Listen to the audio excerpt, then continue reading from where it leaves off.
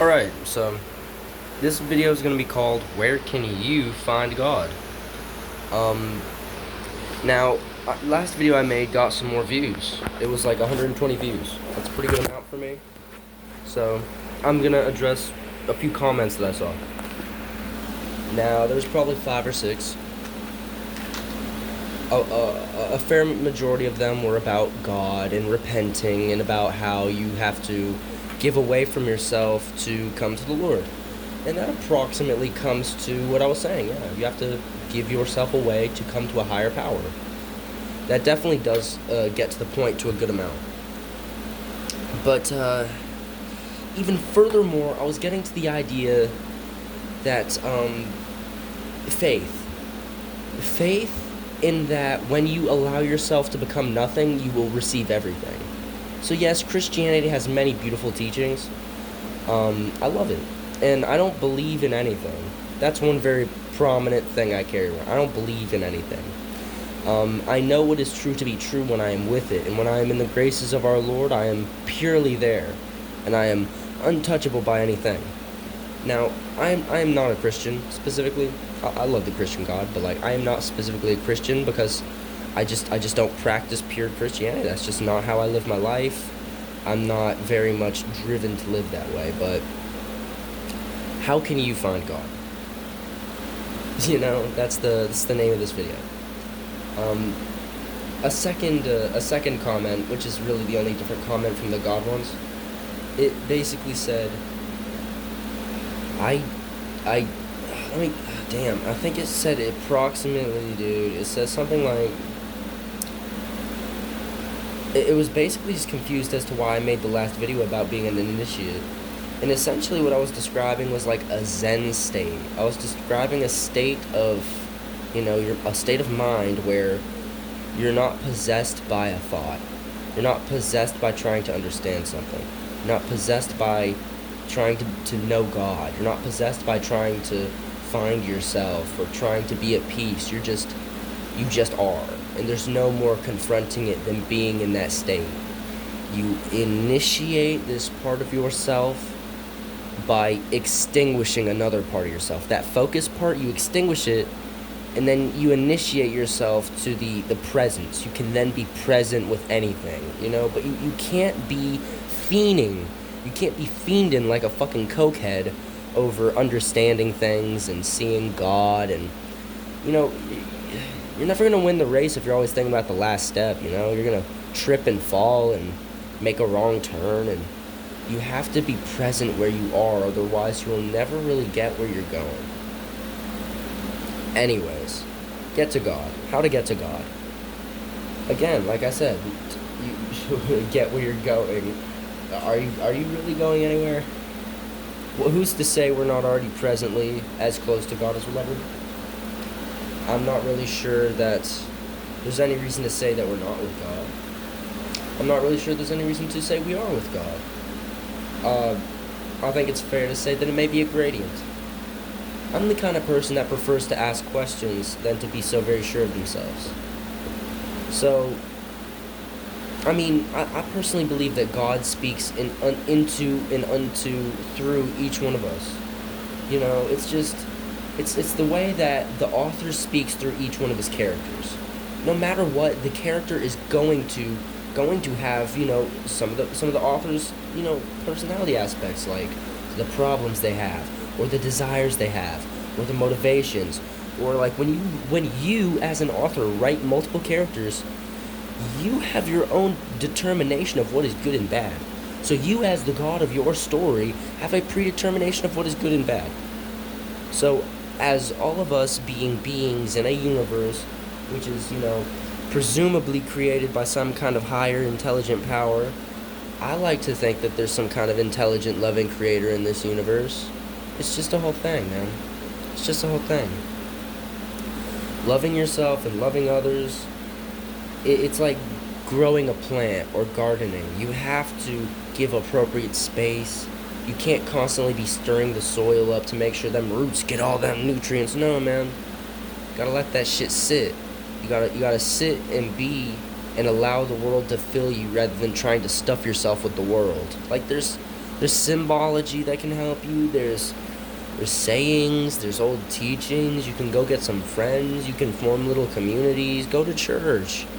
I've gone to many kinds of churches. I've gone to Buddhist temples, Greek Orthodox churches, normal Baptist churches.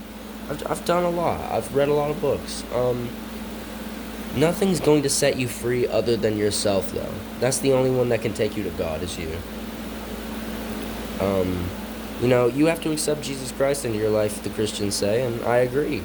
Unless you take the initial steps of allowing these things to happen, you can exclude yourself from the Lord's domain forever. It's up to you more so than anyone would like to believe. And then even the most devout believers will come into times of darkness. It's the nature of the game. Like, the way God works is you go into the darkness to do your hard work.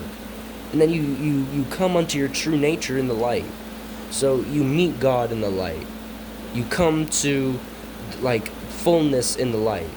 But you do the toiling. You do your toiling in the darkness. You do your hard work in the darkness. So when you see someone struggling, someone going through dark times, they're probably doing their most effort at that point.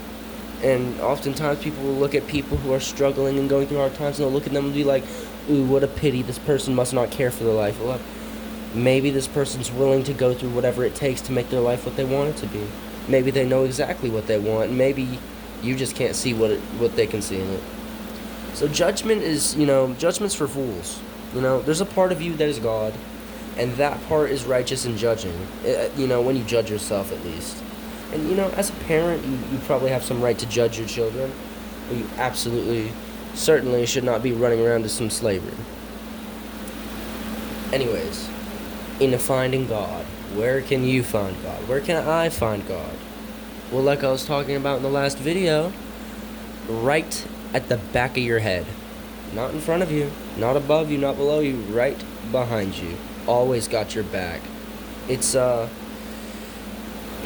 like how you can sometimes forget that you can just relax sometimes, rather than banging your hand up inside of the car, fucking trying to, turn a bolt.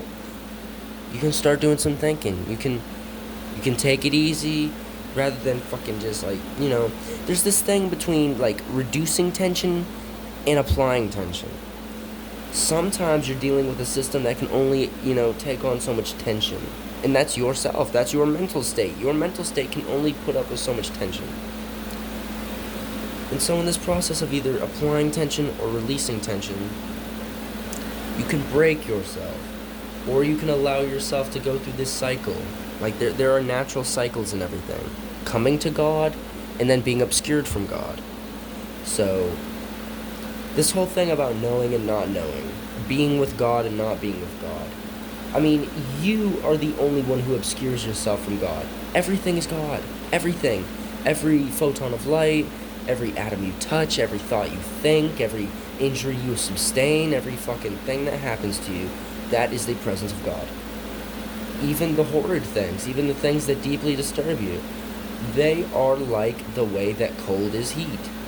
So, when you see that one thing is another thing, and then you see how another thing is another thing, and another thing is another thing, you start to see this large pattern laid out. It's the big tapestry of God. All things. And the crystal hippie new age stuff, I think that there is some truth in that, just like there's some truth in everything. But then again, there's some falsehood in that, just like there's some falsehood in everything. God being God is a lot of things. God is a principle. God is a way of life. I like to think about it in terms of, logistical things.